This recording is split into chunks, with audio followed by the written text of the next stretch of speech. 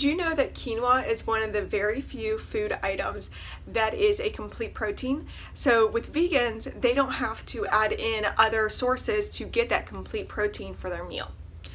Some other fun facts is that it is high in fiber and it is naturally gluten-free. So it's one of those food items that can be enjoyed by many different people with many different dietary needs. And the cool thing is that you can eat quinoa in a couple different ways. You can eat it like you eat rice. So you can pair it with your favorite stir fry, maybe some stir fried vegetables with stir fried tofu or chicken, depending on your needs.